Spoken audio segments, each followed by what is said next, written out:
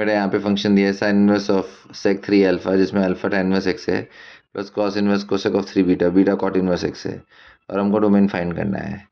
अब अगर हमने tan इनवर्स एक्स को अल्फा बोला तो tan अल्फा एक्स हो जाएगा, और इधर कॉट इनवर्स एक्स को बीटा तो कॉट बीटा भी एक्स हो जाएगा। तो tan अल्फा और कॉट बीटा सेम हो गया, मतलब अल्फा और बीटा कॉम्प्लीमेंट्री, तो alpha plus beta pi by 2।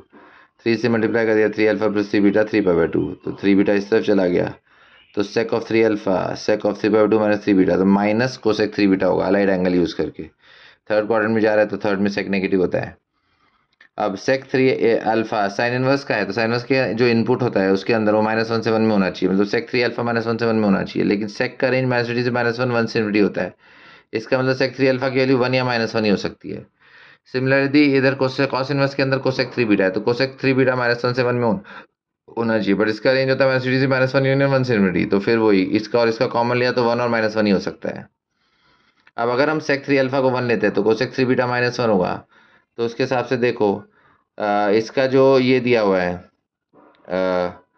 हमारे पास सेक 3 अल्फा की अगर वैल्यू 1 है, अल्फा का इंटरवल -π/2 से π/2 के बीच में, क्योंकि वो tan इनवर्स एक्स को हमने माना था, राइट। तो अगर 3 से मल्टीप्लाई कर दिया, 3 अल्फा माइनस 3/2 से 3/2 के बीच में होगा बेटा, बट 2n पाई लेना पड़ेगा, क्योंकि इवन मल्टीपल ऑफ पाई पे सेक का वैल्यू 1 होता है।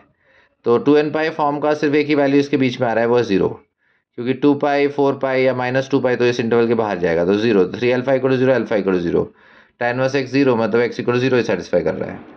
सिमिलरली यहाँ पे भी देख सकते हैं, कोसेक 3 बीटा -1 है, साइन 3 बीटा -1 होगा।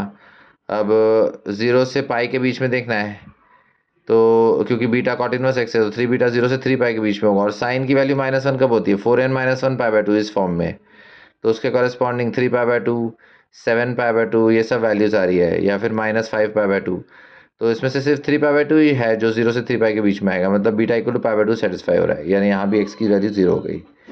ठीक है, अच्छा।